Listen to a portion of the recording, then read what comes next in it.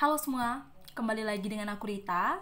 Nah, jadi di video kali ini aku ingin berbagi informasi kepada teman-teman apa sih tipsnya supaya bisa menjadi langganan juara esai. Tapi sebelumnya aku ingin sedikit berbagi cerita dulu supaya ada latar belakangnya nih dengan hal yang aku berikan kepada teman-teman atau tips yang aku berikan kepada teman-teman. Karena menurut aku dalam mengikuti perlombaan esai itu adalah susah-susah gampang.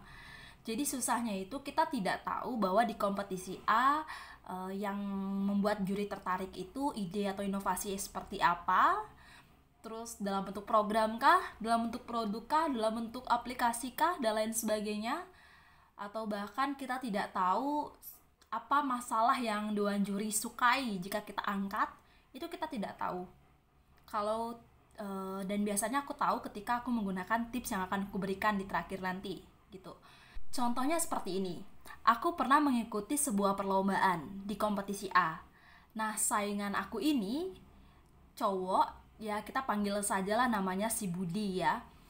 Nah, pas dia waktu itu masih belum ada COVID, jadi kita presentasi secara langsung datang ke kampusnya. Di sana aku memperhatikan bahwa aku sebagai dewan juri itu tidak memiliki ketertarikan dengan ide yang disampaikan oleh si Budi ini jika aku memposisikan diri sebagai dewan juri, dari cara presentasinya dan juga dari ide yang ditawarkan. Dan akhirnya di kompetisi tersebut si Budi ini menjadi mendapatkan juara harapan 5 gitu. Nah, di kompetisi kompetisi berikutnya ketemu lagi sama si Budi. Di sana dia menyampaikan ide yang hampir sama. Jadi bentuk program, target sasarannya juga sama, meskipun tidak 100% sama, karena itu tidak boleh dalam kompetisi. Di sana aku memposisikan diri sebagai dewan juri. Kalau aku sebagai dewan juri, aku tidak tertarik dengan idenya sama ketika kompetisi A. Tapi di kompetisi tersebut si Budi ini menjadi juara 1. Nah, di sana kita bisa melihat bahwa si Budi dengan karya esainya di kompetisi A yang menjadi juara harapan 2 itu belum tentu dia tidak menjadi juara di kompetisi B atau kompetisi C atau kompetisi seterusnya. Dengan waktu itu aku lihat di kompetisi A dia membuat sebuah program yang memberdayakan masyarakat di pedesaan gitu, dan aku melihat bahwa program itu hampir mirip dengan program yang dia presentasikan atau yang dia usulkan di kompetisi B-nya ini. Tapi akhirnya di kompetisi B dia jadi juara 1, di kompetisi A dia mendapatkan juara harapan 2 gitu. Karena menurut aku pribadi ya, yang tidak mengikuti perlombaan sekali atau 2 kali, di sana aku melihat bahwa ketika kita melakukan kompetisi esai itu adalah kompetisi yang kita tidak tahu pasti. Jadi aku pernah membayangkan waktu SD, waktu SMP itu aku lomba lari, itu sudah pasti dari garis start sampai ke finish siapa yang lari paling cepat, yang nomor urut 1 sampai ke garis finish jadi dapat juara 1 gitu. Tapi kalau kompetisi esai itu sama kayak kompetisi menari, kompetisi menyanyi. Itu semua orang itu punya kriterianya masing-masing. Semua orang punya suka nggak sukanya sama sebuah karya yang kita berikan gitu. Kalau kompetisi menari mungkin di kompetisi A, oh jurinya suka nih dengan gerakan aku. Belum tentu di kompetisi B jurinya juga suka. Sama seperti perlombaan esai. Jadi karya yang kita tawarkan di kompetisi A belum tentu baru tidak disukai oleh dan juri, tidak menjadi juara.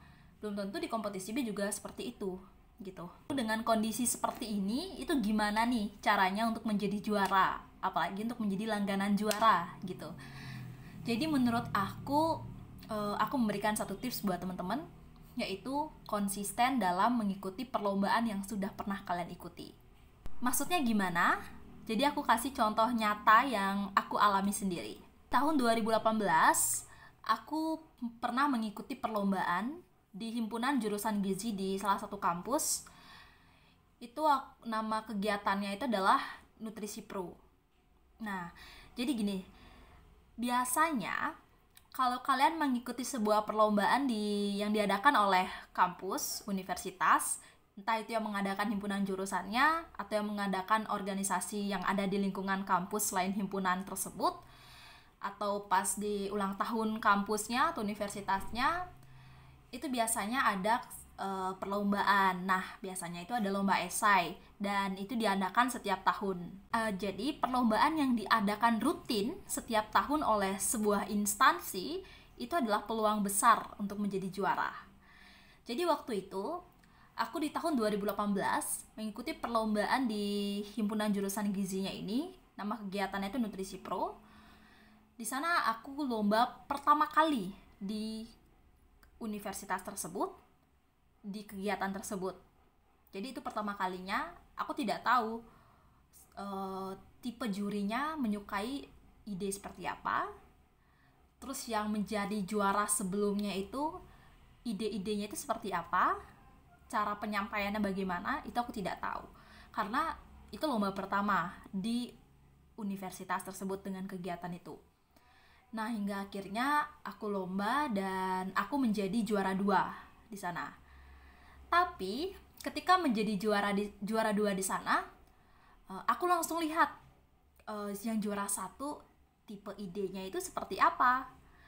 Dan inilah pentingnya ketika kalian mengikuti kompetisi, misalnya ada kompetisi yang melakukan presentasi karya, ini pentingnya untuk memperhatikan semua peserta yang ikut.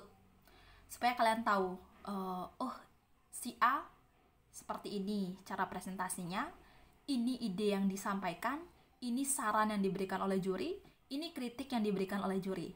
Nah, dengan aku memperhatikan seluruh peserta itu, hingga akhirnya aku dinyatakan menjadi juara 2, jadinya aku tahu siapa yang jadi juara 1, ide yang dia sampaikan apa, kritik yang diberikan oleh dewan juri gimana, saran yang diberikan seperti apa. Itu aku tahu. Nah, dan aku melihat juga yang juara 3, tipe idenya seperti apa. Itu aku lihat.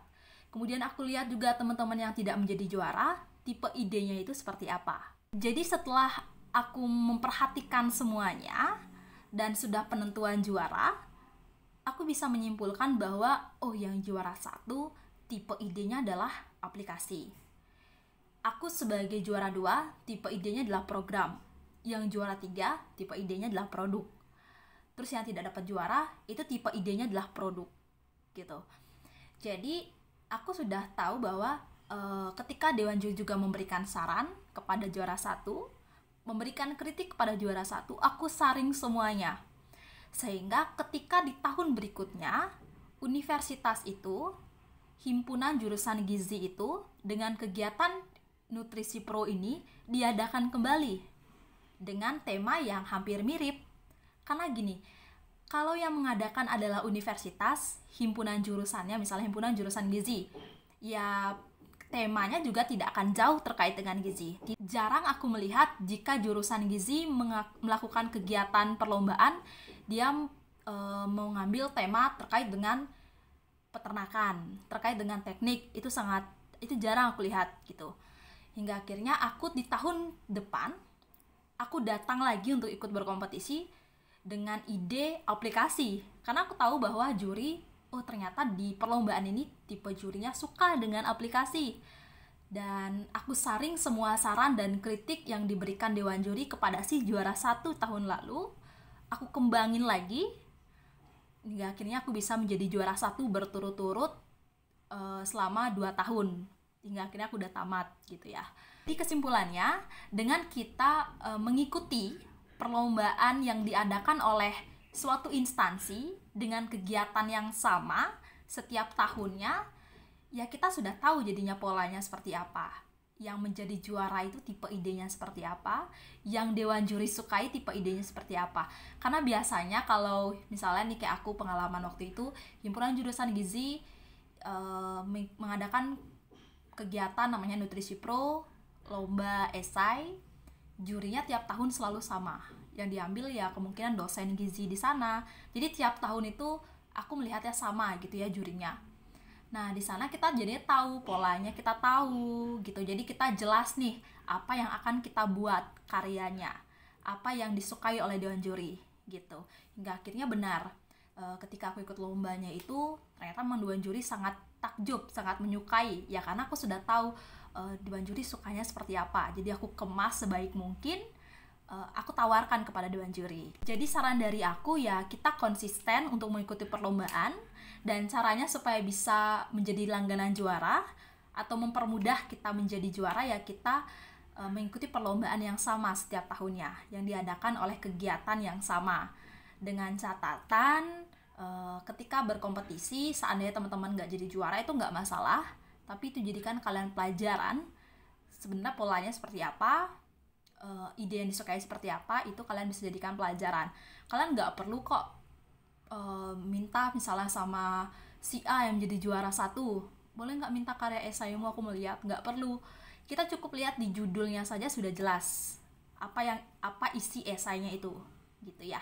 Jadi sekian video dari aku, semoga video ini bermanfaat buat teman-teman semua, dan buat teman-teman jangan lupa subscribe channel ini supaya nggak ketinggalan nih sama video-video menarik dan informatif lainnya dari aku. Terima kasih.